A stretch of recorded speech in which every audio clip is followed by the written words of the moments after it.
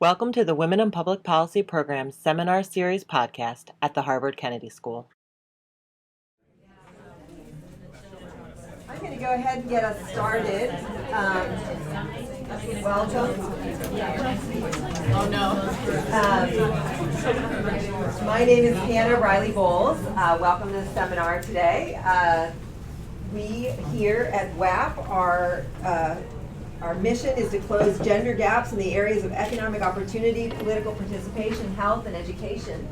The connection of this seminar to that mission is sharing the cutting edge research, really some of the newest research, looking at both women's leadership advancement, but also gender in public policy. And today's talk is really in the women's leadership advancement stream. And also, I think will give us some opportunity to talk about not only gender identity, but are you going to also share your work related to race, right? So we're in ever need, as we've already started in the seminar discussion, of looking at intersectional, multiple identities that women bring to work.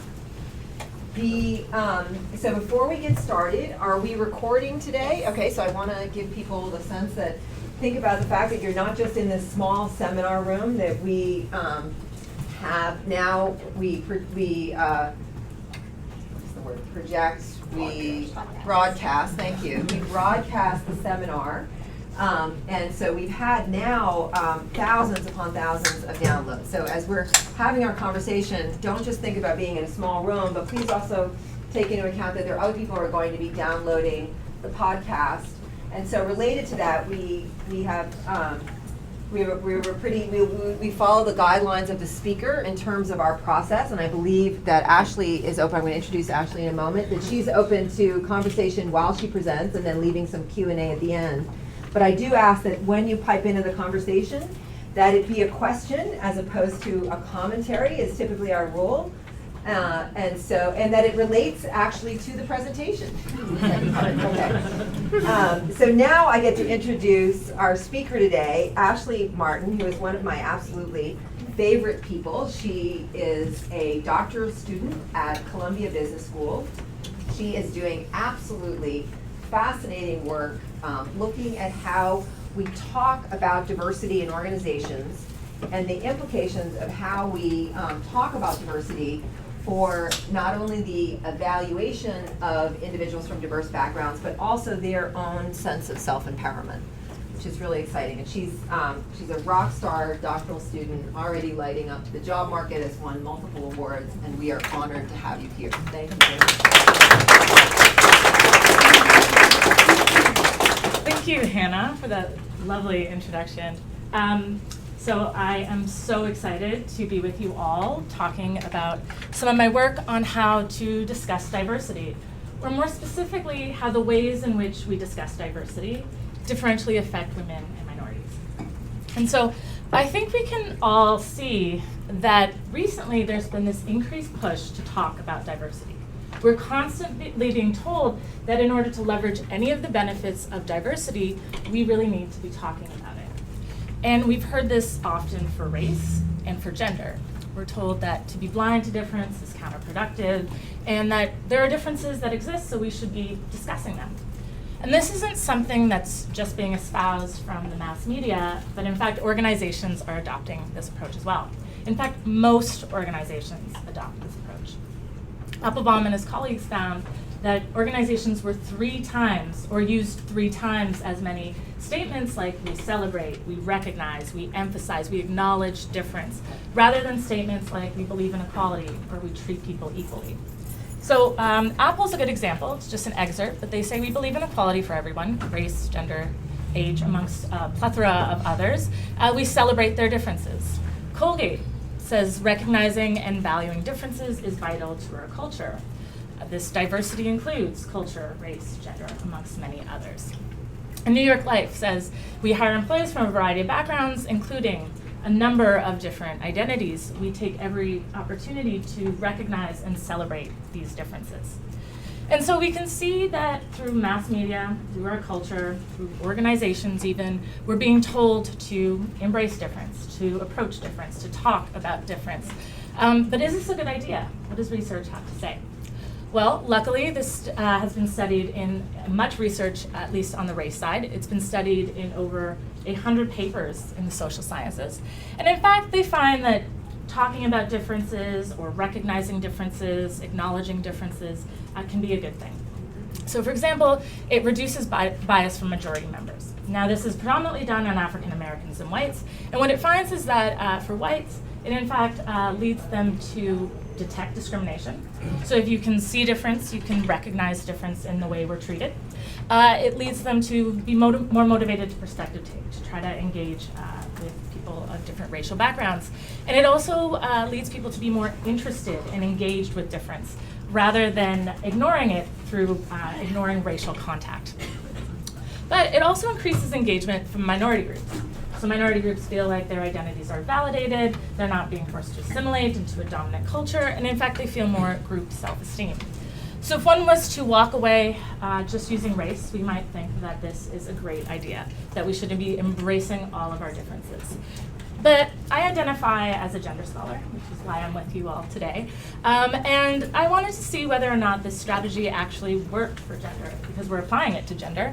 And so at the time, 2012, I went out to the literature to see what they had to say. And in the equivalent body of research, so the diversity ideologies literature, there was one paper published at the time.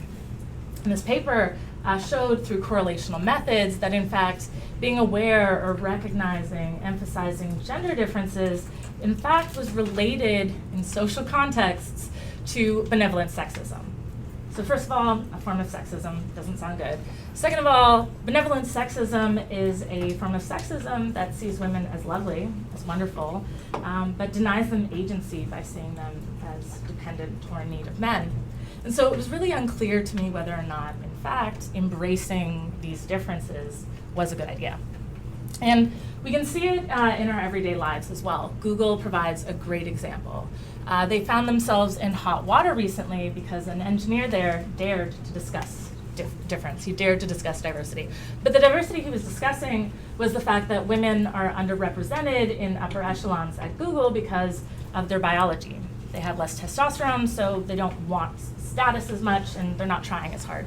Or their personalities, women are more neurotic, use that word exactly, so they can't handle the stress at Google. And so clearly this caused controversy. He was fired.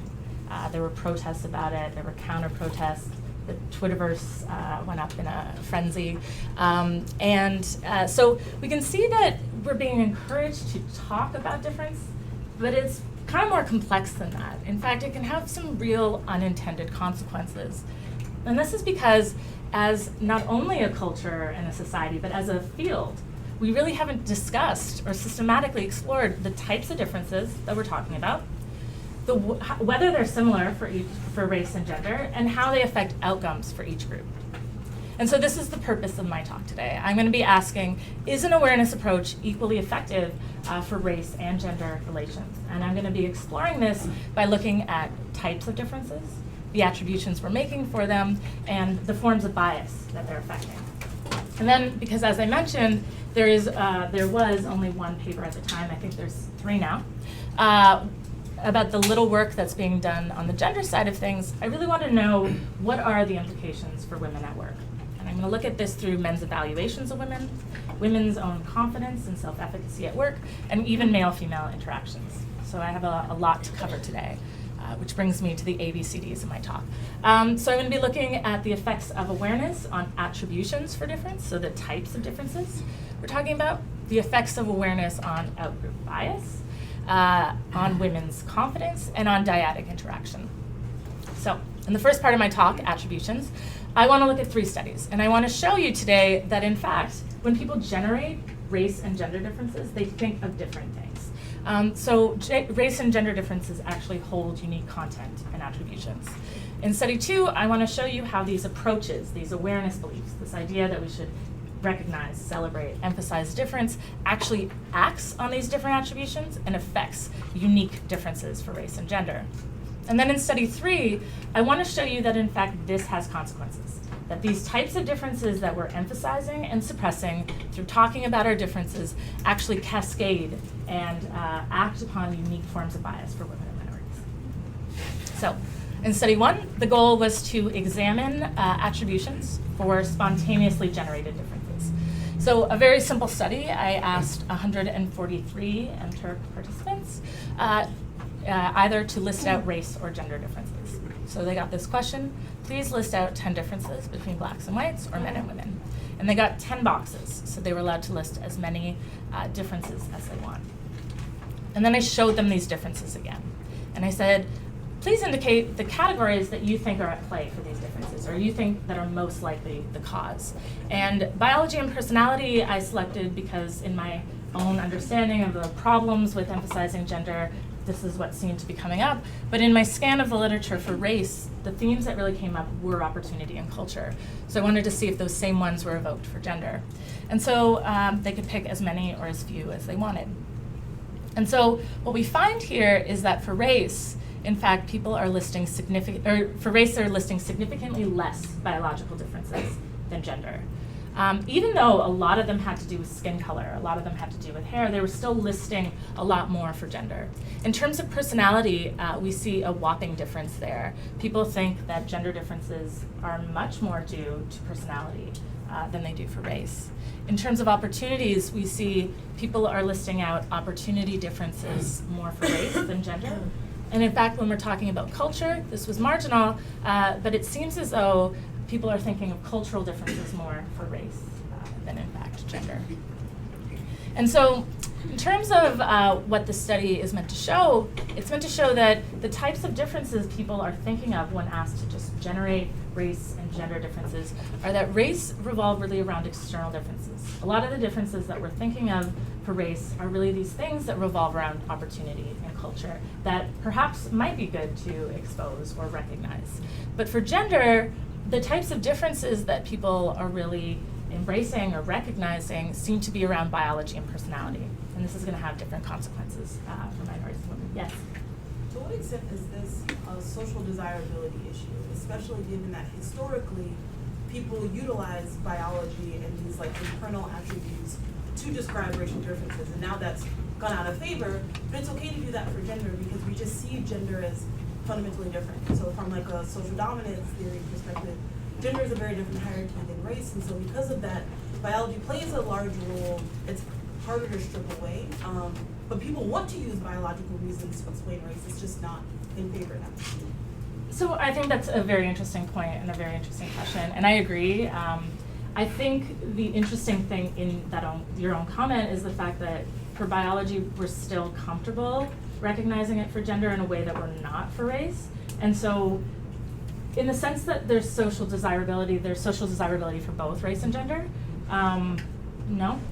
Well, I just feel like the social desirability is different in the way that I actually think that if you were to ask people, for example, say what other people believe that are the differences between race and gender, you probably get many more people espousing biological differences with race, because it seems like they had to endorse these differences themselves rather than from a societal perspective. It's true, that's a good point. I think the other studies will help act on this. This is just showing kind of the types of differences. That said, if I go back to the slide, you can see like a lot of these differences are still biology for a race, which goes to show that they're not ignoring biology completely, and culture seems to be pretty high for both. So there are differences that are common for both of these two. It's just one seems to be coming up more in one condition. But I think the rest of my talk, where I show you how the endorsement of formal ideologies acts upon these things, will help us use that. If not, I will come back to you. Okay, so in this study, I showed that for race and gender, they act upon unique content and attributions. In study 2, I want to show you how these formal beliefs, these ideas that we should recognize, celebrate, emphasize difference, affect these unique differences for race and gender.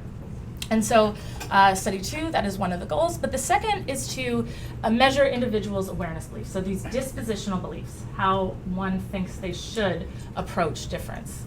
So to do this, I conducted a correlational study, either looking at race or gender.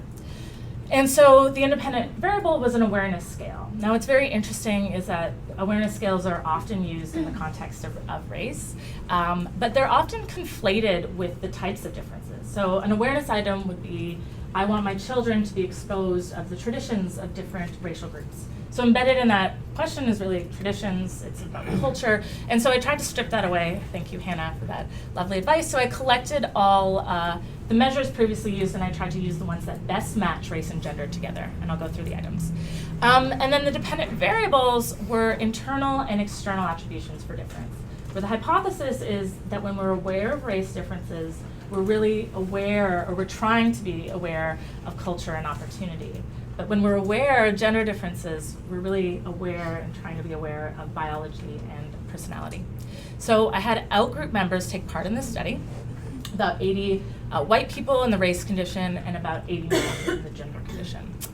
And the variables were an awareness scale. So here are a few example items. Differences between groups, so either men and women or black and white people, should be acknowledged and celebrated. Or there are differences between these groups that are important to embrace. For blindness, I reversed these items. It's commonly done in the literature, but also if you're aware of difference, you're usually not blind. So I reversed these items. Some of these included we should describe others in terms of their individual traits rather than their race or their gender. And there's no reason to categorize individuals based on their membership. So the dependent variable was types and attributions for difference. So in terms of attributions, I just asked, when groups differ in some way, how likely is it due to either biology or opportunity? And the types, I asked, how different are each group in there? Either these internal differences, like personalities, skills, and interests, or external differences, so experiences, backgrounds, and culture. Yes? This is going to be correlational because you're just measuring the scale. Yeah. Okay. But I'll manipulate it on the next one. So, great. So I did this for race, and then I did this for gender. And so what we see is in terms of internal differences, those who are saying that we should acknowledge, we should recognize, we should even celebrate racial differences are not saying that black and white people differ in their biology. But they are for gender. So people who are saying we need to acknowledge, we need to emphasize, we need to celebrate gender differences are saying, yeah, and men and women really do differ in their biologies. So these are the types of differences that they're seemingly embracing. In terms of personality, again, we see race unaffected. So people aren't saying that racial groups really differ in their interests, their personalities, and their skills when they're aware, but they are for gender. They are saying that yes, men and women differ in these personalities, skills, and interests, and we should embrace these differences. This is problematic, and I'm going to go into why in a few slides, but that seems to be what's happening for gender and not race. But when we look at the external differences, so opportunity, for example, we see that this is where we're getting movement. So when people say, you know, we should recognize race, we should acknowledge race, they're saying, yeah, there's opportunity differences between these groups, but they're not for gender. So in fact, this is marginally lower. So people who are saying we need to embrace gender differences are not saying that these differences are due to opportunity and we should be looking at opportunity differences. They're saying that we should be looking at biology differences. And for experience, again, we see an effect for race. So people who are endorsing these awareness beliefs are thinking that, yeah, people differ in their cultures, they differ in their backgrounds, and they differ in their experiences, maybe differences that would be good to look at. Now, what's interesting about this is that they also do this for gender. So my guess here is similar to kind of James Dahlemer, who is the engineer at Google, who readily acknowledged that women and men have different experiences at Google, but kind of blamed it on biology and personality. People who are gender aware might recognize these experiences, but attribute them to different things. So in study 2, I wanted to show that awareness beliefs emphasize unique types of differences for gender and race. So awareness for race seems to highlight these external differences, these differences in opportunities and culture. And for gender, they seem to be highlighting these internal differences in biology and personality. And so this might be good for race. In fact, it seems to be good for race based on the past literature, because recognizing inequality is really the first step in disrupting it. You have to know that there's a problem that exists in society if you're going to tackle it. And so perhaps recognizing racial differences actually lessens people's denial of inequality in society. And so I'm going to measure that in study 3, and I'm going to show you that in fact this awareness might lessen denial of inequality. But I'm going to argue that this is bad for gender because personality differences are things that we link to gender stereotypes. And so we think that men and women differ in these traits, these agentic traits. So men are agentic, they are assertive, they're confident, they're independent. And this is problematic because these are qualities that we associate with leadership. So when we think of what we want and what we see in leaders, these are things like independent, confident, assertive. And the stereotypes that go along with women's personalities are those of communality. So kindness, gentleness, warmth, emotionality. And unfortunately, these are not things that we see and we want in our leaders. And so by recognizing or telling people to recognize these differences, embrace these differences, we might be inadvertently telling them to be recognizing these differences that place men at greater advantage for leadership. It's also problematic because biological attributions legitimize stereotypes. They allow people to feel very comfortable in those stereotypes because they're natural. And so these biological personality attributions are really going to highlight this bias towards women. And so I want to show you in this study that in fact emphasizing gender differences exacerbates these stereotypes that limit women's opportunities at work. And I will show you that throughout the rest of the talk. So study 3, I want to show attributions highlighted through awareness affect unique forms of bias. So in study 3, the goals were really to manipulate awareness and blindness beliefs this time. I was measuring them before, and compare to a baseline. So are we aware of difference naturally? Are we blind to difference naturally? What is this manipulation doing from people's baseline beliefs? And I want to show you again that that awareness emphasizes unique types of differences, but I also want to show you that it affects different forms of bias. And so the method in the study was an experiment, 2 by 3. So I had people in one condition either list out race or gender, like the reasons.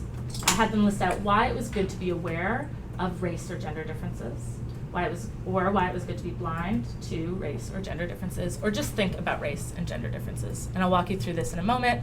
It was a reflection task, which is the standard paradigm. In fact, if these beliefs ever get manipulated, they are manipulated this way. The dependent variables were attributions for difference, again, what we've been seeing, these biology and opportunity attributions. Stereotypes, so agency and communality stereotypes. And denial of inequality. So this is a measure that has been used to show people's modern prejudice. So the idea that they don't see inequality. So the sample, again, was outgroup members. I had either 191 white people or 171 men take part in the study. So the reflection went a little like this. They were told that social scientists all agree that inequality is a problem in the States. And so in order to make the United States as successful as possible, we have to be aware of differences. We have to acknowledge and embrace the differences either between men and women or between racial groups. We need to recognize our differences to come together on important problems. And, together, social scientists, political scientists, economists, sociologists all agree that we should be appreciating and embracing these differences between groups. And then they were asked to reflect on this and list a few reasons why this would be a good idea. Mm-hmm. Just to clarify, you didn't have a big blue box that said aware. No. Yeah. So it's not exactly manipulation, but I think my results would have been stronger. In the blindness condition, they were told that in order to make the U.S. as successful as possible, in fact, they needed to de-emphasize group differences. They needed to think of people as either American citizens or as individuals. That we need to recognize our sameness to come together on important problems. And everyone really agrees that we need to be kind of blind to these differences. And so they were then asked, again, to list out about 5 reasons why blindness to difference could be a good strategy. So they either did this for race, where they listed out kind of these reasons for race, or for gender. And there was a control condition. In the control condition, they were just told to reflect for a few minutes or a few moments on current issues about race or gender in the U.S. society right now. So the dependent variables were attributions for difference. These very similar to what I've been asking before. When men and women or black and white people differ in some way, how likely is it due to opportunity or biology? Now in this study, I took a different score, mainly for ease of presentation. I actually have each one separated if it's of interest later. But this is also how Martin and Parker score it in their 1999 paper. I was publishing when I was 1999, but it's a very good paper. And they show that biology and opportunity are usually negatively correlated, so I did it that way. Stereotypes. To what extent do you think each trait is characteristic of either the average black person or white person, men or women? Agency, qualities like assertive, dominant, independent, confident, or communality, things like warm, kind, gentle. And on a scale from characteristic of one group, so either blacks or whites, to characteristic of men and women, and then denial of inequality. So this is a scale by Swim et al., and it just measures your beliefs that inequality is not a problem anymore. So discrimination against black people or women is no longer a problem, and on average, men and women or people of different races are treated equally. So again, in the race condition, they saw items related to race, and in the gender condition, they saw items related to gender. So what do we find? So for attributions, on a scale of more biology to more opportunity, we find that for race, people are making more opportunity attributions for difference overall, but not as much as people who are aware. So people who are asked to reflect on why it was a good idea to be aware of racial differences in society actually realize that black and white people differ in their opportunities more so than those who just thought about race for a hot second. And in the blindness condition, actually we brought people down. So this is P equals 0.05, but it's still, blindness seems to be bringing people down from a baseline to say actually race differences aren't due to opportunity, or are less so due to opportunity. And what we find for gender is, in fact, people endorse biology much more overall. They think that gender differences are due to biology, more so than opportunity. And this is no different than the aware condition. But in fact, in the blind condition, this is the only condition where people are making more opportunity attributions for gender differences. So what I want you to take away from this graph here is very important that awareness is having radically different effects for race and gender in terms of what we're highlighting. Yes? I'm curious, when you're talking about awareness, what we're talking about awareness of and sort of what the manipulation is and things, because when I think of why colorblindness is problematic, it's not because, it's not about whether or not you see differences between black and white people. It's whether or not you're acknowledging the ways in which people of color are marginalized, and the fact that people are more likely to see white kids as younger and more innocent, or the fact that professors are more likely to respond to white men who randomly email them, or all those different things that are not about differences between the groups. It's about differences in what they've experienced. Yeah. Which is touched on a little bit by the more opportunity thing. But when your questions are about what are the differences between the groups, I think you're leading people towards, more of the internal attribution, as opposed to if the question was, if you just reframed it a little bit, what are the differences in the experiences that these people have?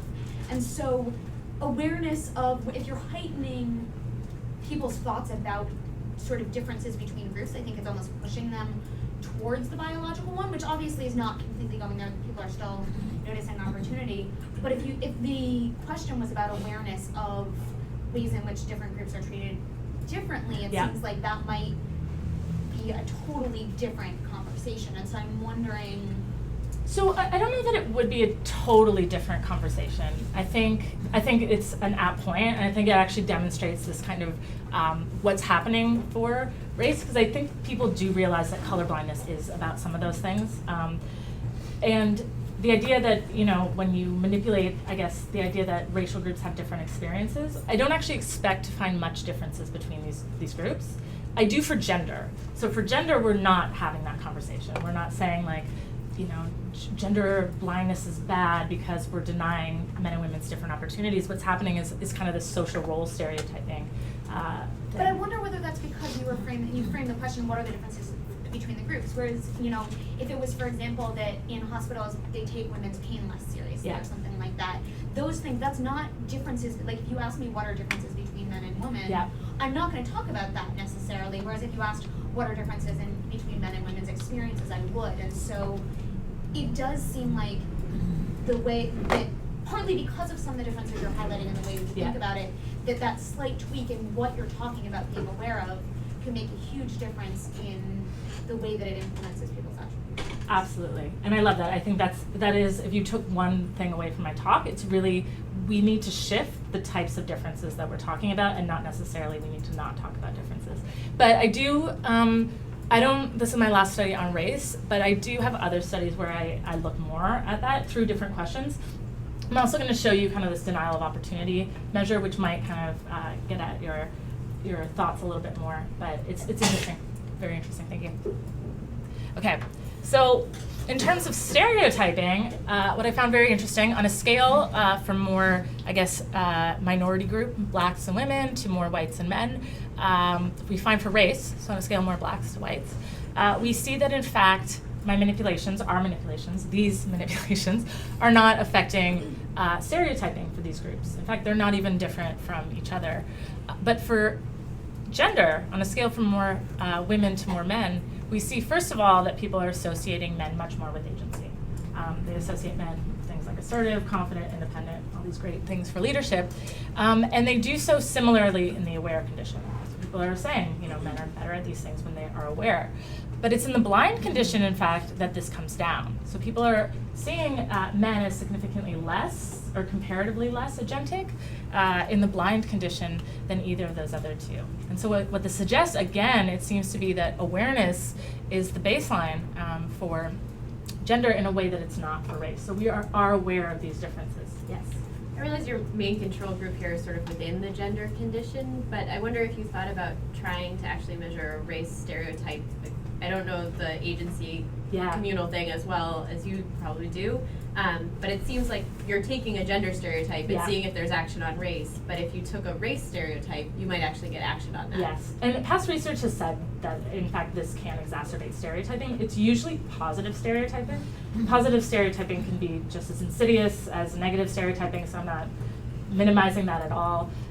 So I do think it has negative consequences, and it can exacerbate stereotyping, and that being aware has problems for race. It definitely does. But my point in this is just to show that the agency stereotypes that we're associating with leadership aren't being applied to race in the same way as gender. But I love that.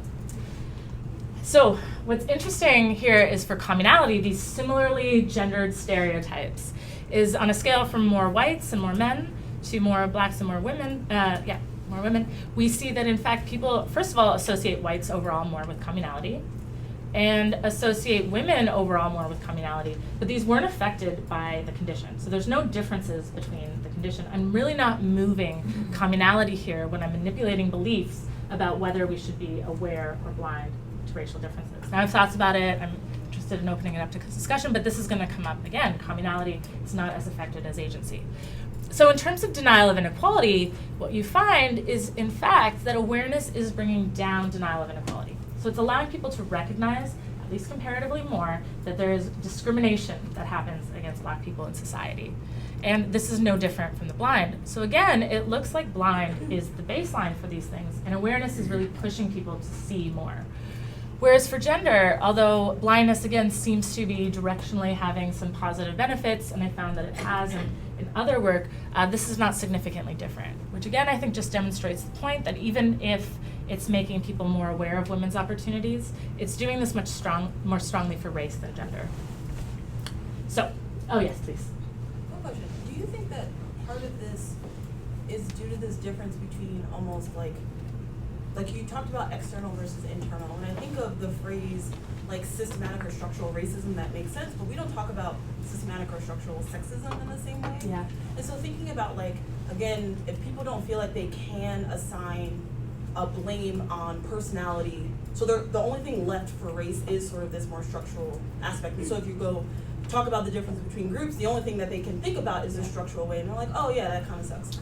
But for gender, that's not true. You can do both, and I think it's just easier because of the fundamental attribution error. We're more likely to make attributions internally, and because it's acceptable for gender, what you're actually doing is already giving people who are biased to do internal the avenue to do so. And so I'm wondering if there's a way to sort of think about, like, if you were to ask people, is it okay to talk about gender differences in terms of personality? They're like, heck yeah. Yeah. And so I just wonder if this is more like a structural versus internal thing rather than like a huge difference between like gender and race per se. I don't know if that made sense. It does. I mean, I think I think they're just conflated. They're too conflated to really disentangle them at this point.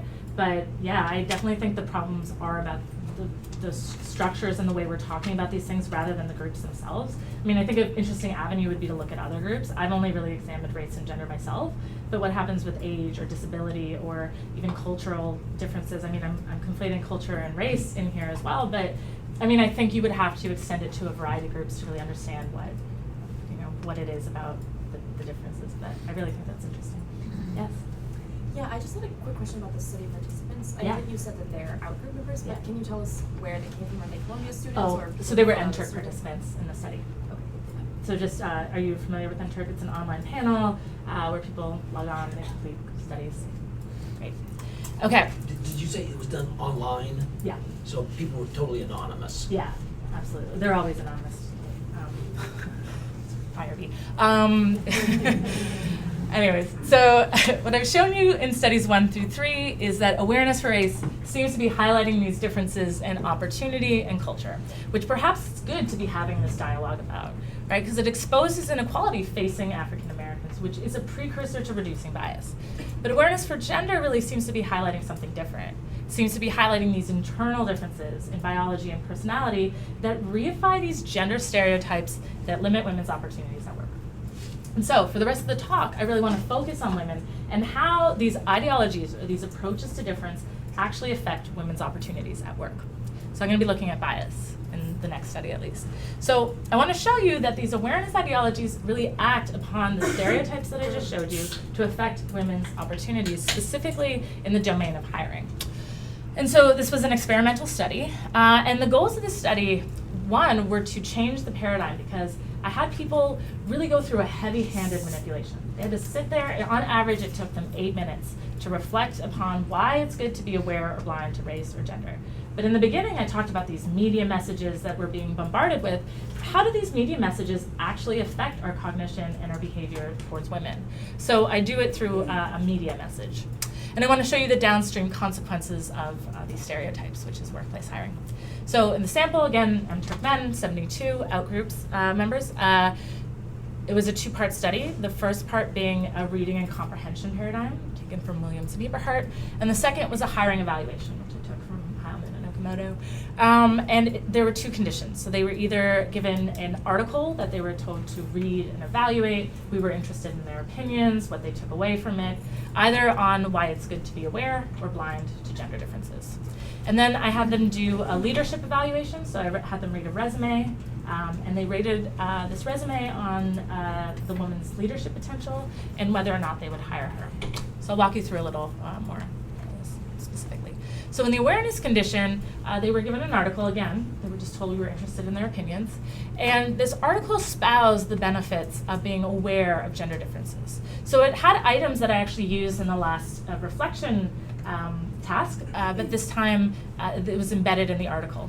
So it said things like modern American society would be better off if people recognized that men and women were different, versus a blindness manipulation, which had almost the same paragraphs, somewhat different, but saying modern American society would be better off if people recognized that men and women were just more similar than they were different.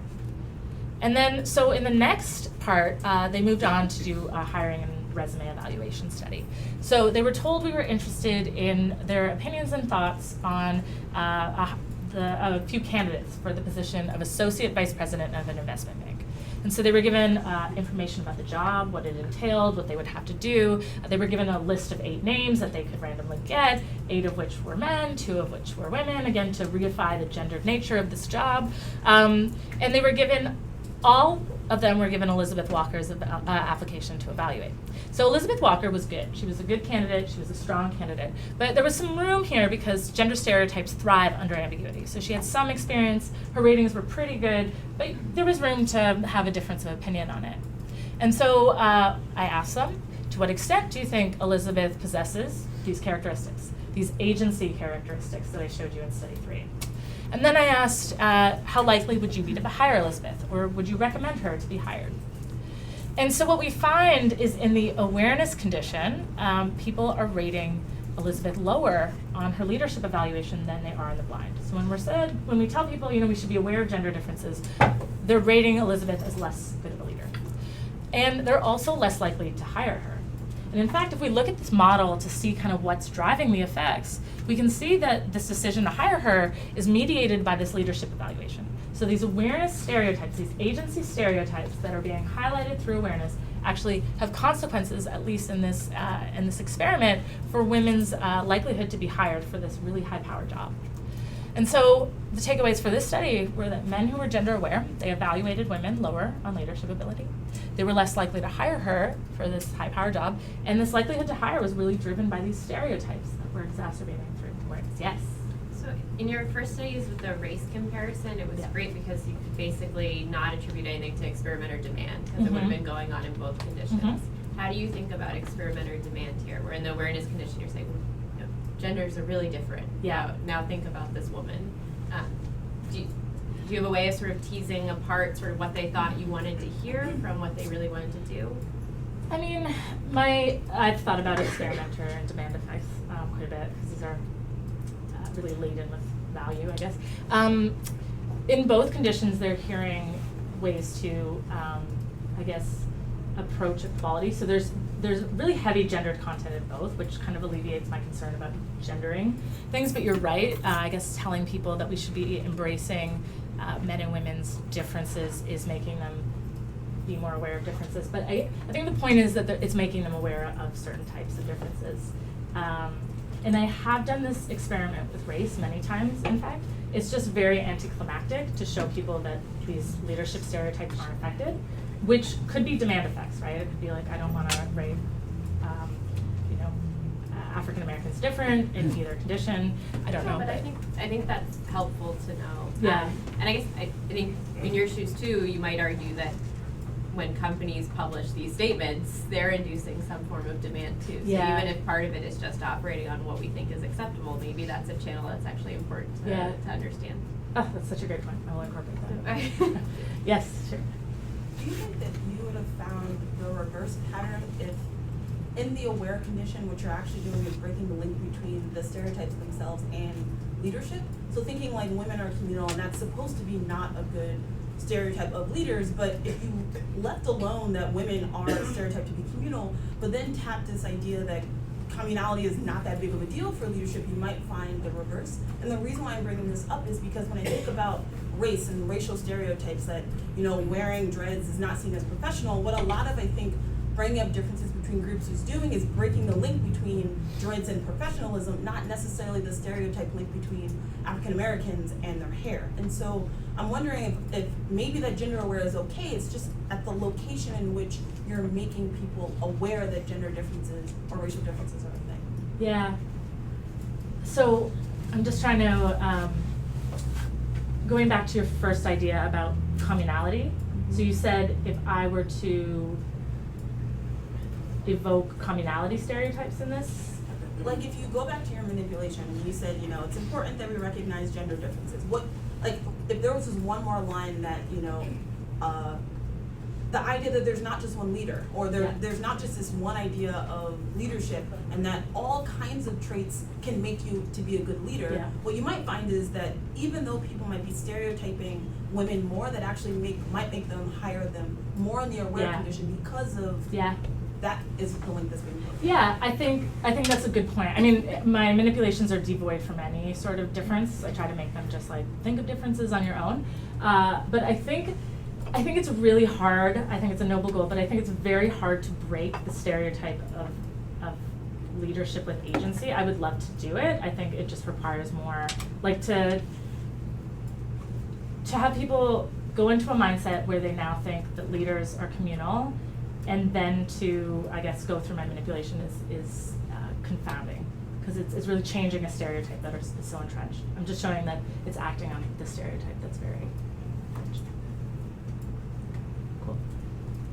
Okay, so in my next study, I want to look at how these ideologies act upon the very group that they're meant to help, women. So how does it affect women's cognition in the domain of the workplace? So in the first study, I want to show you that, in fact, when women think of differences, when women think of gender differences, oftentimes what gets evoked is agency differences, and these agency differences are seen as unhelpful at work. In fact, they undermine their status and their confidence. And then I want to show you again that these awareness ideologies, these formal statements that we're espousing about, whether to be aware or blind to differences at work, actually affect women's workplace confidence. And then in study 7, I want to show you that in fact it affects action taking as well. And action taking is important because in order to achieve equality, we really need to be acting on the status quo. So if we're affecting confidence without action, then it's kind of less meaningful. So in study 5, again, the goal was just to examine the types of differences spontaneously generated by women and show how this affects their confidence at work. So 163 women took part in the study, and took again, making lists and attitudes and perceptions. So very similar to the first study we saw. They either listed out gender differences or similarities in the making list condition, or the making list part of the task. So in the differences condition, they listed out up to 10 differences between men and women. And in the similarities condition, they listed up to 10 similarities between men and women. And then I just asked, to what extent did the qualities you just listed undermine your ability to be seen as a leader, decrease your power and influence, and I think lessen your status at work, something like that. And then I had 2 independent coders rate the number of agency and communality words that were listed. They were pretty high in agreement, but I had a third coder resolve any discrepancies. So what we can see here is that when women listed out differences, in fact, they thought that these qualities had much more of a negative effect on their leadership than did similarities between men and women. And they also listed out many more agency words in the differences condition than the similarities. What was interesting was in the communality condition, there was no differences between the conditions. So people weren't listing out any differences in kind of communal aspects. Like people would say both men and women love, whereas I guess men were only the ones who were agentic.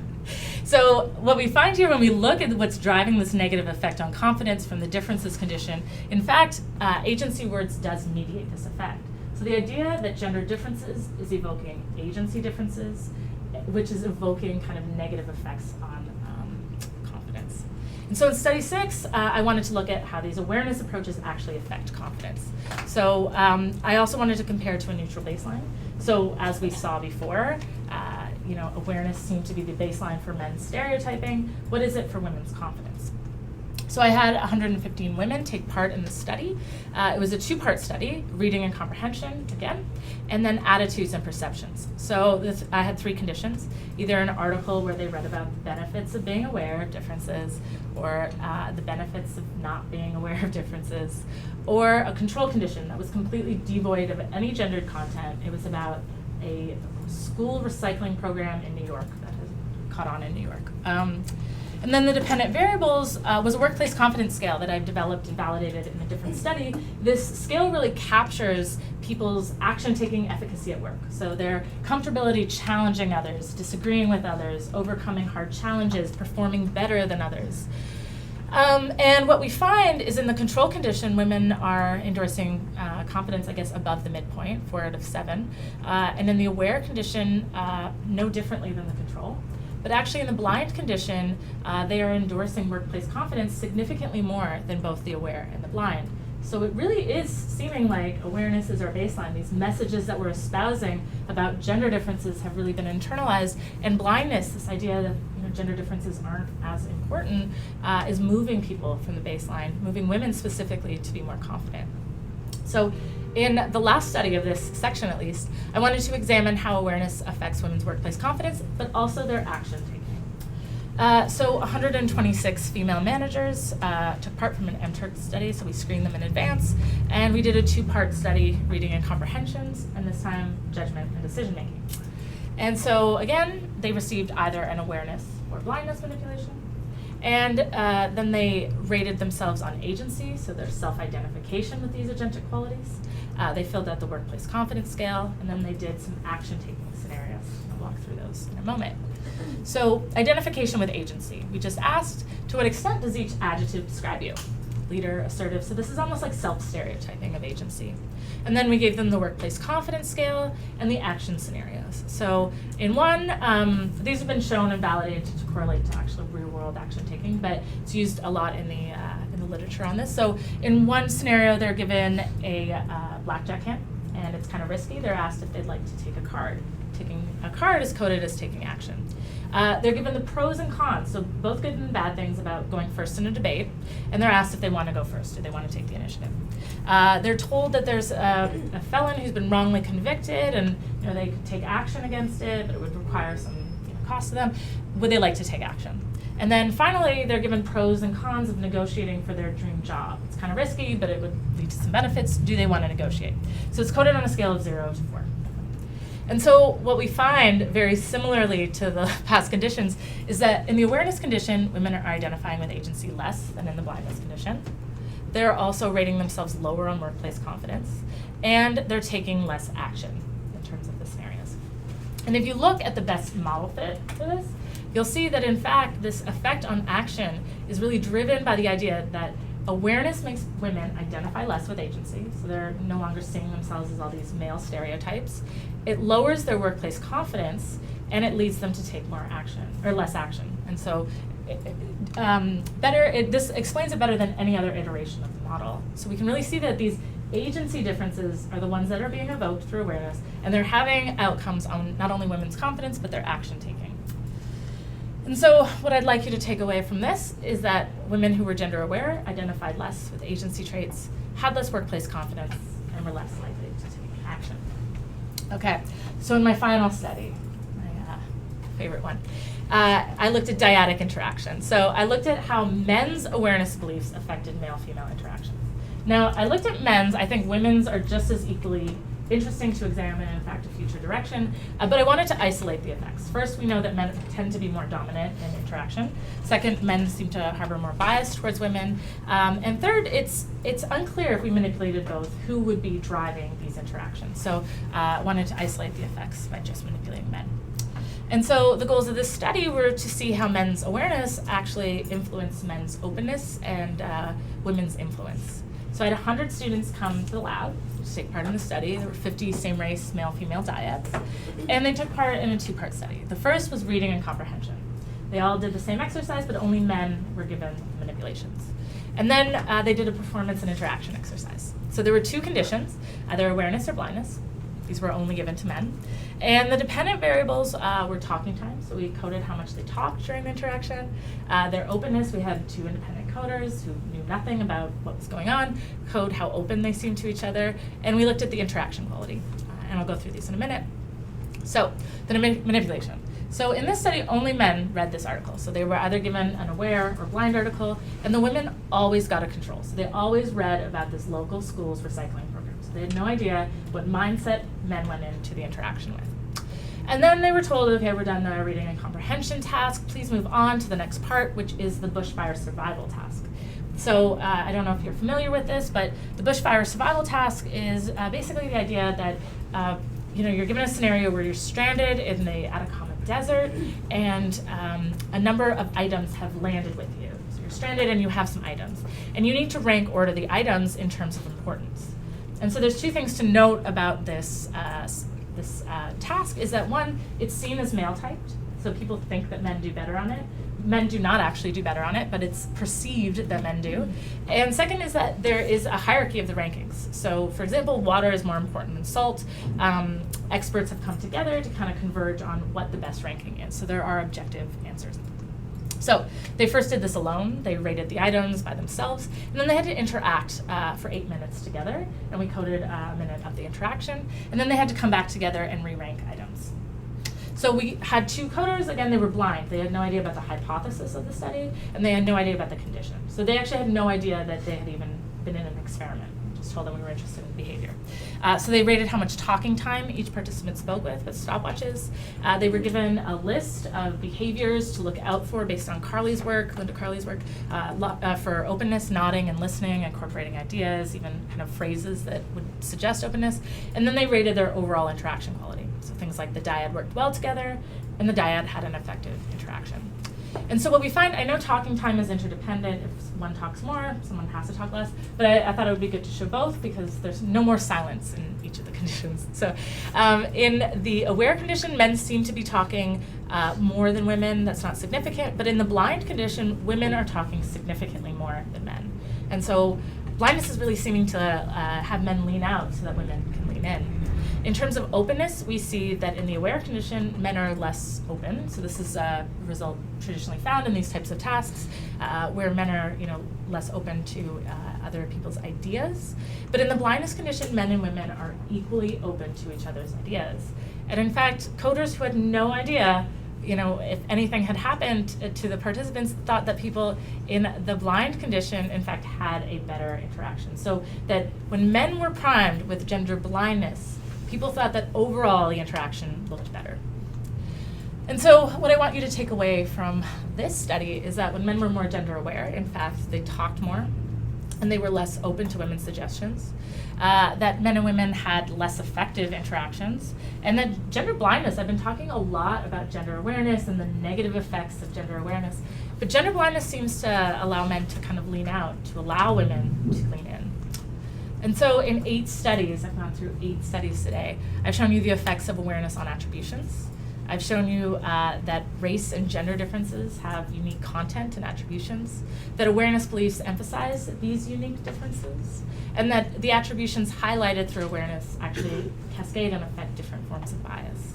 I've shown you the effects of awareness for outgroup bias, not only for minorities in terms of denial of discrimination, but for women's workplace opportunities. I've shown you that awareness actually has effects on women's confidence, and in fact, that gender differences, just the gender differences that we think of, actually undermine women's confidence, and awareness acts on these to undermine their workplace confidence and affect their action taking, and that it even has consequences for interactions. That when men were more gender aware, it affected their talking and their openness in cross-gender interactions. And so what I want you to take away from this talk, or more importantly, what I don't want you to take away from this talk, I don't want you to take away that differences don't matter, because they do. They're very important. Differences are embedded in the construct of diversity, diversity is important to capitalize on a lot of different things, creativity, performance. But the types of differences and the ways we discuss them are very important. And so I think just as a field, as a culture, as a society, we really need to consider which differences we're emphasizing and perhaps be more discerning, because for race, it seems that these awareness approaches are really highlighting these external differences in opportunity and culture, which perhaps would be good to recognize or acknowledge. And for gender, it seems to be internal, biology and personality. And so emphasizing these internal gender differences has negative consequences. Gender awareness strategies are the baseline approach to gender differences.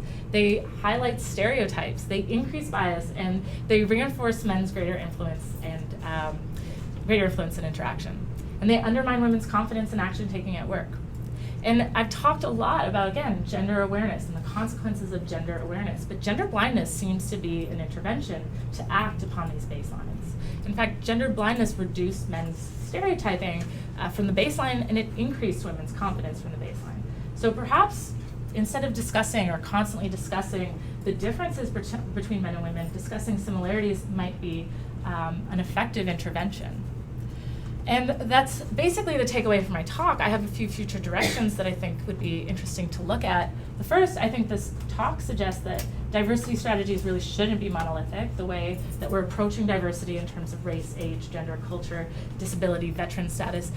It might not work as well for all of these groups. So we shouldn't apply the same strategies for all these groups, but it really does beg the question, how do awareness approaches actually affect other groups? Are they just as harmful for age and disability?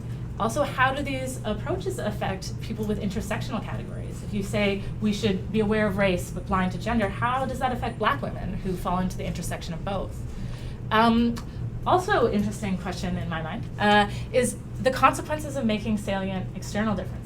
I've talked about this as if we just moved differences to external differences for gender, everything would look the same, it would look good. But in fact, the differences we're talking about for external differences for gender seem to differ as well. Women differ in their childcare expectation and domestic responsibilities. So highlighting these kind of external pressures and external stereotypes, would this actually be adaptive? And then finally, and I think such an important topic, gender awareness and blindness did not affect commonality. These stereotypes were more endorsed than agency overall, and they were unmoving. And gender equality really requires men to engage in these activities too. It's not just about women becoming agentic, it's also about men becoming communal and taking on these domestic roles. And so since gender awareness and blindness doesn't seem to act upon it, what are strategies that can? And so I think that concludes my talking portion. But